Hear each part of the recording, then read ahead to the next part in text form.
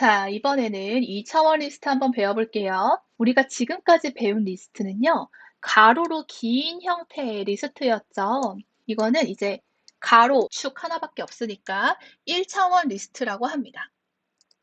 2차원 리스트는요, 구조를 따져보면요, 1차원 리스트 여러 개를 하나의 리스트로 묶은 거예요.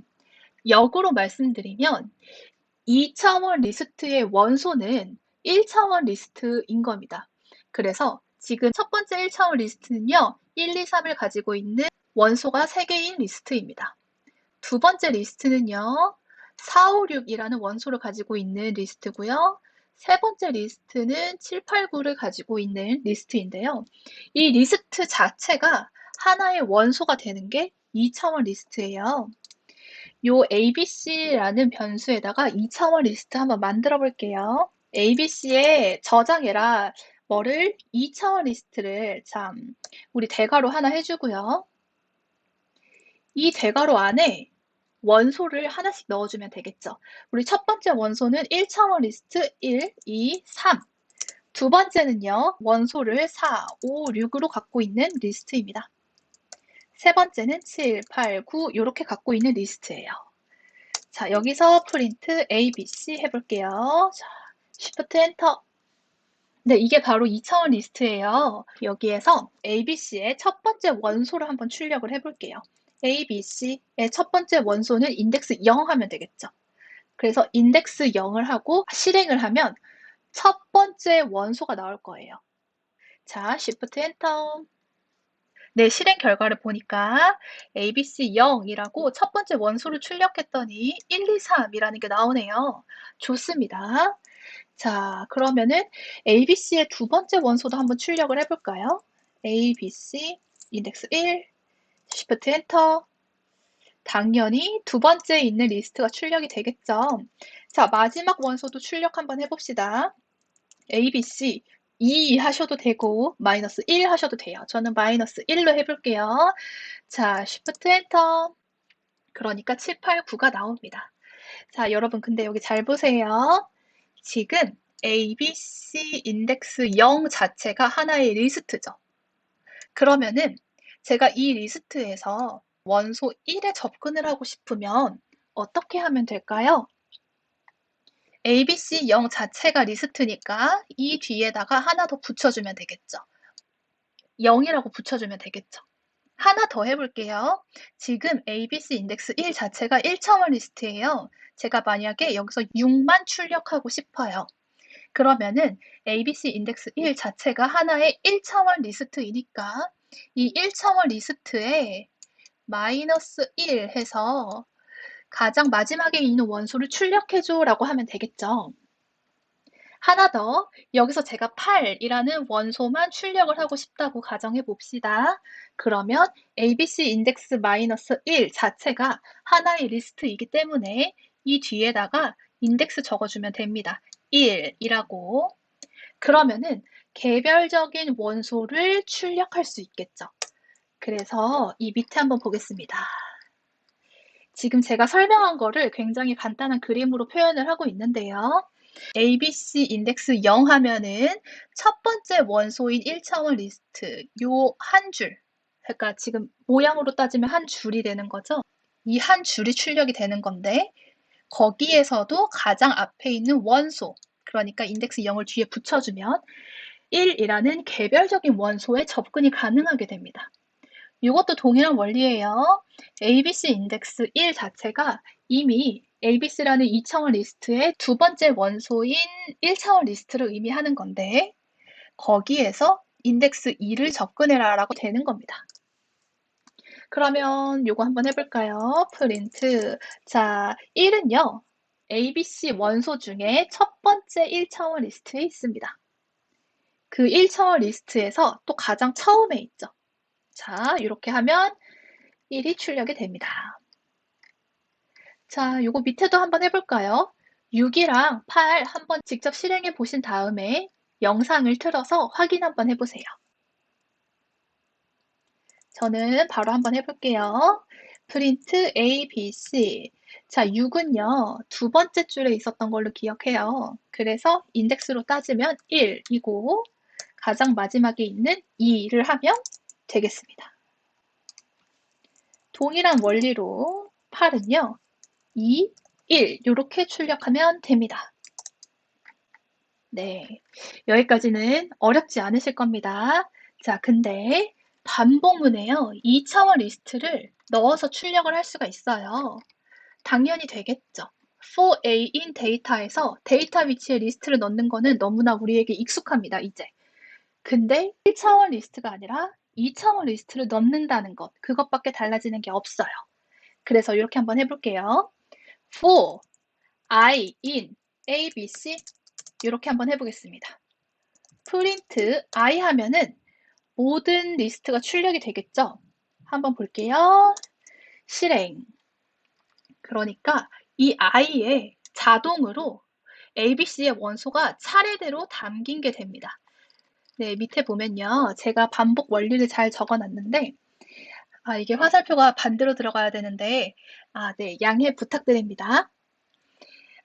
설명을 해보자면, 우리가 지금 작성한 코드는 이 화살표 왼쪽입니다. 여기 화살표 왼쪽에 있는데요. ABC에 저장된 리스트를 직접 대입을 해봤어요. 그러면은 for A in 이렇게 되겠죠. 2차원 리스트. 자, 근데 2차원 리스트의 원소는 1차원 리스트입니다. 그래서 첫 번째 1차원 리스트 원소가 이 변수에 들어가고 여기 출력되게 되는 거예요. 자, 두 번째 반복 해체에서는요. 두 번째 1차원 리스트가 이 변수에 들어가게 되는 거고요. 마지막은 마지막 1차원 리스트가 이렇게 변수에 들어가서 출력을 하게 되는 겁니다. 자, 그런데 여기에서 이 row라는 변수가 신경 쓰셨을 거예요. 이게 왜 들어가게 됐냐면요. 2차원 리스트 형태를 한번 볼게요. 이 2차원 리스트는 이렇게 생겼어요. 가로, 세로가 있는 표처럼 생겼어요. 근데 2차원 리스트를 반복문에 넣어버리니까 한 줄씩 출력되는 형태가 보이죠. 맨 처음에는 1, 2, 3이 출력되고 두 번째는 4, 5, 6 그러니까 두 번째 줄이 출력되는 것처럼 보이고 그 다음에는 마지막 줄이 출력되는 것처럼 보이죠. 이 줄을 영어로 뭐라고 하냐면 row라고 합니다. row. 한 행이라는 의미죠. 그래서 for a in data 이 데이터 위치에 2차원 리스트가 들어가면요. 변수를 row라고 쓰게 되는 경향이 있습니다. 왜냐하면 한 줄이 저장되는 듯한 효과가 보이기 때문이에요. 자, 그래서 밑으로 다시 내려가서 이 i를요, row로 바꾸고요. 이거를 row로 바꾸면 여기도 바꿔야 되겠죠. 프린트 안에도. 이 row를 꼭 바꿔야 돼요? 라고 물어보시면 뭐 사실 안 바꿔도 코드는 돌아가지만 이 구글링을 해보시면 모든 2차원 리스트는 이렇게 변수를 row라고 쓰는 게 굉장히 일반적이고 관습적이기 때문에 저도 이렇게 진행을 하도록 하겠습니다. 그래서 Shift Enter 실행을 하면 네, 똑같이 이 row에 한 줄이 담겼구나 라고 우리가 직관적으로 알 수가 있어요. 네, 그래서 반복문과 2차원 리스트 이렇게 했고요. 자, 이제 하고 싶은 게 모든 줄에 첫 번째 데이터만 출력을 하고 싶어요. 무슨 말이냐면 지금 이게 한 줄이죠. 한 줄인데 여기 첫 번째 데이터는 1입니다. 1. 자, 두 번째 줄의 첫 번째 데이터는요. 4예요. 세 번째 줄의 첫 번째 데이터는 7입니다. 그래서 1, 4, 7만 출력을 하고 싶은 거예요. 자, 그럴 때 어떻게 하느냐. 한번 생각을 해볼까요? 이 로우에 한 줄씩 저장이 되어 있겠죠? 1차원 리스트가 저장이 되어 있을 거예요. 근데 그 1차원 리스트에 뭐를 출력하면 돼요? 가장 앞에 있는 것만 출력을 하면 되잖아요. 그래서 1차원 리스트가 저장된 로우에다가 인덱스 0 하면요. 이 로우에 어떤 1차원 리스트가 들어가든 첫 번째 항목만 출력을 하게 되겠죠. 자, 한번 볼게요. for row in A, B, C 프린트 row 한 다음에 인덱스 0을 하면은 자, 우리가 원하는 대로 출력이 되는지 잘 봅시다. 실행. 네, 147이 잘 출력되네요. 왜냐? 이 로우 자체가 하나의 1차원 리스트이기 때문입니다. 자, 그러면 모든 줄의 마지막 데이터만 출력을 한번 해볼까요? 이거 위에 거 응용하면 어렵지 않으시죠? for row in ABC 한 다음에 프린트 row하고 마지막 데이터니까요. -1이라고 하는 게 조금 더 쉽겠죠? 그러면 모든 1차원 리스트의 마지막 인덱스에 담긴 데이터만 출력을 할 겁니다. 실행. 네, 369 해서 출력이 잘 되는 게 보입니다. 이번에는 2차원 리스트를 조금 더 재미있는 예시로 공부해 보도록 할게요. 제가 지금 그림이랑 표를 하나 넣어놨는데 이거는 2016년 브라질 올림픽의 메달 순위입니다. 그래서 순위가 첫 줄에 나오고 그 다음에 미국, 영국, 중국과 같은 국가명이 나오고요. 금메달, 은메달, 동메달, 그리고 총메달 합계가 이렇게 표 형태로 나옵니다. 근데 여러분, 이 올림픽 데이터가 표 형태로 구성이 되어 있잖아요. 그러니까 가로, 세로가 있는 2차원 리스트로 구성을 할 수도 있습니다. 파이썬으로. 자, 조금 더 정제해서 잘 나타나면 이런 형태가 되겠죠. 자, 이게 2차원 리스트가 되려면요. 1차원 리스트가 첫 번째, 두 번째 1차원 리스트, 세 번째 1차원 리스트, 이런 식으로 1차원 리스트가 8개가 구성이 된 형태여야 될 거예요.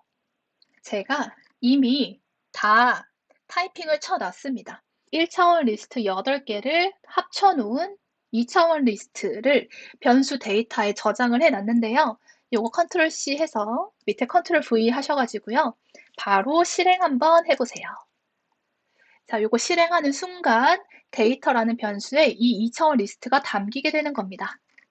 요거 한번 해볼까요? 순위권에 든 모든 국가를 출력하래요. 그러니까 미국, 영국, 중국, 러시아, 독일, 일본, 프랑스, 대한민국이 차례대로 출력돼야 될 것 같은데요.